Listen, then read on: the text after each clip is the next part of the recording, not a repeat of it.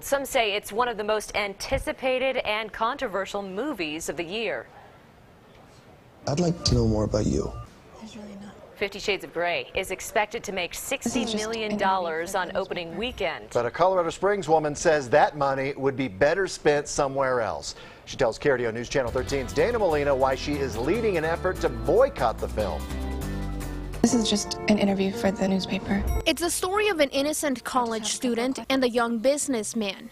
Based on the bestseller, 50 Shades of Grey details their erotic and sadomasochistic relationship.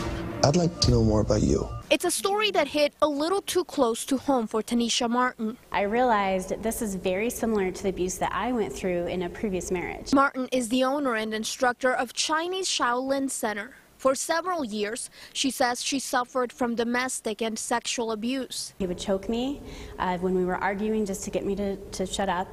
And it would also be on the sexual side of manipulation, like, well, let's do these things, and I would say I'm not comfortable with that, and then it would always turn into, well, you don't love me then. In her personal blog, Martin details the abuse, saying she felt coerced into doing things she didn't want to. It was humiliating and degrading. There was body shaming going on, and it wasn't something that I appreciated, and it wasn't something that bolstered our relationship. She says that's what 50 Shades of Grey glorifies. There is a difference between manipulated consent or predatory consent and consent. He manipulated her consent in these ways, just proving this terrible idea that men can just push and push and push, and then the girl eventually is going to like it. That's why she's boycotting the movie. Let's take the money that we would be spending to watch the movie, get a babysitter, get refreshments, and donate to a local domestic violence and sexual assault shelter instead. Her goal?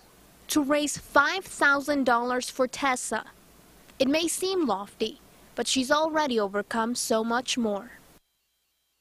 And Martin also talked about what's known as the BDSM lifestyle, that stands for bondage and discipline, dominance and submission, and sadomasochism. She says both in her case and in the movie, it was used as an excuse for the abuse and doesn't fit the criteria for the lifestyle. She also hopes her story helps victims know there's a way out.